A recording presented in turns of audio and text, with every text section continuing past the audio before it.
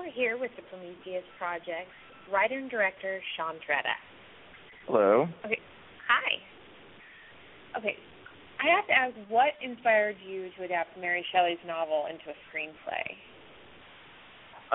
Well, actually, I believe what happened was I'd always really liked the story of Frankenstein, and we were actually, the producer of the movie, Dustin Lowry, actually invited me along for a location scout for another filmmaker's movie, and he said the guy was looking for just large spaces, and he was doing some like low budget, like kind of fantasy movie where he needed to build a lot of sets, and he needed large spaces. So Dustin's like, come down because the Arizona Film Commission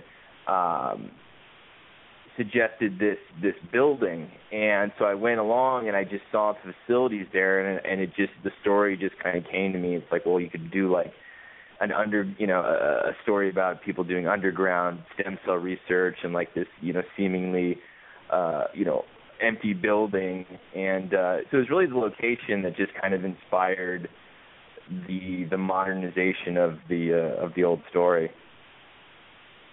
How difficult was the novel to adapt to a screenplay? Well, it wasn't difficult at all because it's not like a literal adaptation. It's obviously very different. There's certain characters that I split into two different people. Like for example, Dr. Frankenstein is really in Prometheus Project split between Elizabeth's character, Victoria's character, and William's character. So it wasn't a matter of doing a straight adaptation. I did go back and read, the novel, and there were certain scenes in there that it's more of a thematic adaptation than like a literal one. Mm-hmm. And did you film in Arizona? We shot the entire movie in Arizona. We actually ended up shooting at a decommissioned hospital in downtown Phoenix, and that was essentially our main location. We did a couple other locations, but everything else was within the Phoenix or close outlining areas. And what was the most difficult aspect of making this film? I think the most difficult aspect of it was time-wise. The script had a lot of scenes in it. A lot of bouncing around, and in terms of the original draft of the script, we were covering something that took place over, I think, like 200 days.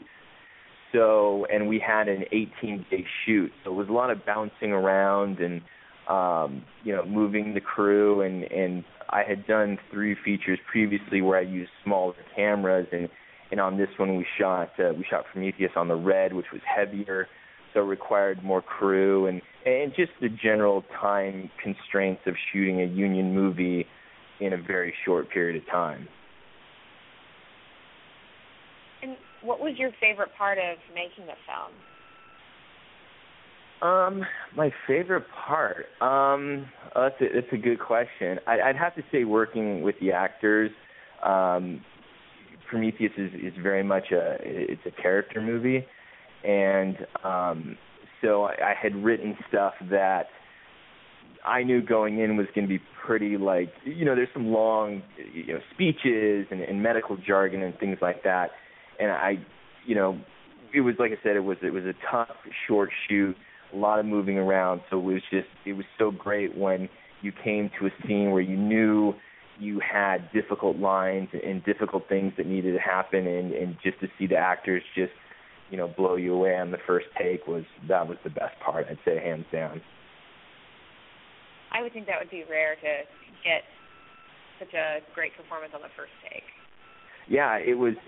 We were really blessed, and I think that's the one thing that held the movie together for us, is that our actors were just so incredibly prepared and professional, and just nailed stuff. I mean, we rarely had time for 2, 3, 4 takes and things like that. So it was kind of a necessity that everybody, really got it from the get-go. And then I think the reason for that is that they're we're all very talented professional, but I think we had spent time ahead of time talking about the characters and the scenes and what was supposed to be going on and what where the characters were coming from. So that and a lot of the cast.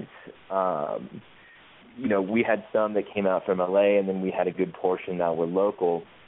And the local ones, there was a handful of them that actually wrote the parts for those people. So I knew that their performances would be very natural. Like Patty Tyndall, who played Victoria, I had her in mind, writing the character. So it was just sort of an effortless transition to have her come in and do it. But that again was big time, like our saving grace on getting the movie done. And it looked like there were a lot of effects. What was the most difficult effect to pull off? Really just the makeup effects on a short schedule. Like, for example, when I said that the film takes place over like a 200-day period. We had, characters, looks transition, particularly David. We had stuff with his hair and his facial hair and contact lenses and scars that he had and how the scars would progress over time and things like that. Those were the difficult stuff. Effects are weird. Like you can have something that is fairly simple and it ends up taking a really long time, and then you have something that really scares you ahead of time because you're wondering, are we going to be able to pull this off? And that ends up being easy. So, but I wouldn't say there's one particular effect that took a long time. I think when planning our schedule, we did most of the effect stuff on the back end. So I think when we actually came to that stuff, we were just a little crunched for time, and it was a little hectic. But I think I'm very happy with what the work that our effects guy Quinn Davis did on it. Now I just got to ask: the black the girl was sitting up. No, just what was that? Who's what? What was the actual black stuff? Was it it was. I think it was a mixture of like Karo syrup, a lot of, all the colors of food coloring mixed in, particularly green, and then I think there was something else he added to it that gave it a fuller, more viscous kind of texture to it. I can't remember what it was though. I just remember it was like. They brought it over in a cup. I looked at it and said, "That's great." I'm pretty sure I've never seen anything quite that color. So yeah. I'm curious.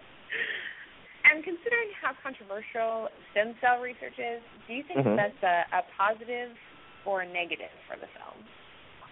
Well, I think anything controversial is going to be positive. The one thing I did with the film is that. It's a really in my opinion, non-judgmental film. Like at no point do I think I take a hard stance on anything or any of the issues that might be in there. For me, it's a story in itself, and you take away from it what you do. So personally, I don't feel like it will attract controversy, or it wasn't designed to. Inside it either. It was more along the lines of this is a topic that I think fits, this classic story, and people are going to interpret it how they wish to interpret it. Okay. And the Prometheus project is set up for a sequel. Are you planning to write a sequel to the film? We'll see. I mean, we basically just finished our final mix on it, so we have yet to even show it to distributors and things like that. So I think as far as the financiers are concerned, if when it comes out, if it does well enough and warrant one, then we'll do one and go from there. Initially. In talking with my team of guys who worked on this movie, in particular Dustin Lowry, he says, well, you kind of open for a sequel, what would you do? And